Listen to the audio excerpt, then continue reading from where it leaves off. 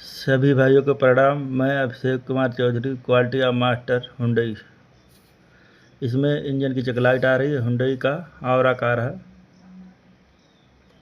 इसमें आ रहा random multiple cylinder misfire cylinder P03 से P03 से 1 P03 से 4 1 नंबर और 4 नंबर में मिसफायर डिटेक्ट का DTC आ रहा है,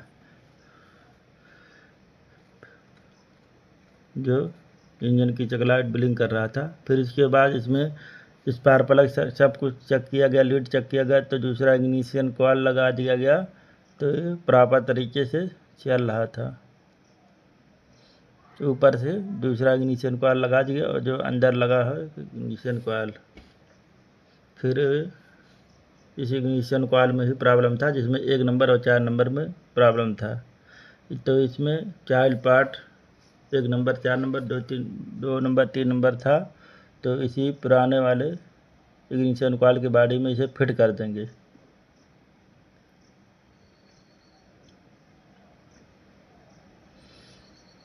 क्योंकि कंप्लीट इग्निशन कॉइल ना होने से 1 नंबर 4 नंबर और 2 नंबर 3 नंबर चाइल्ड पार्ट ही इसमें पुराने वाले इग्निशन कॉइल के बॉडी में फिट करेंगे।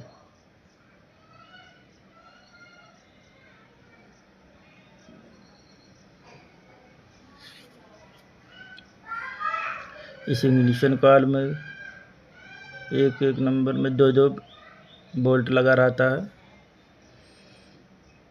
कपलर निकालने के बाद दोनों आप एक पार्ट को अलग कर सकते हैं। 1 नंबर 4 नंबर एक होता है और 2 नंबर 3 नंबर अलग।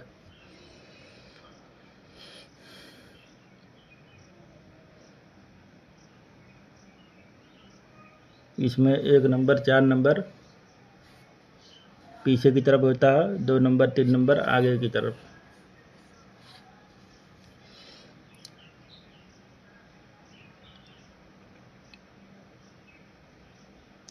सभी भाइयों से निवेदन है, हमारे सभी वीडियो हुंडई का है, जो इस प्रॉपर के तरीके से डायग्नोसिस हुआ है। देखो इसमें एक पार्ट अलग अलग हो जाता है। ये 2 नंबर 3 नंबर है, देखो इग्निशन कॉइल के ऊपर लिखा है 2 नंबर 3 नंबर।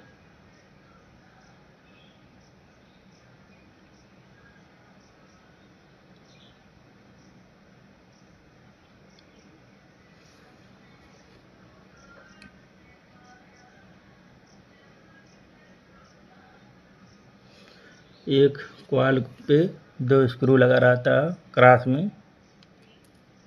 अब दोनों इग्निशन कॉइल पुराना को खोल दिए। खोलने के बाद दोनों ये 1 नंबर 4 नंबर 2 नंबर 3 नंबर है।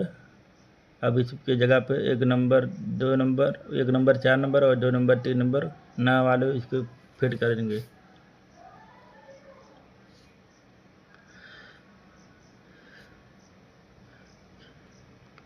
इसके दोनों चाइल्ड पार्ट पर 2 स्क्रू से टाइट रहता है और एक कपलर लगा रहता है।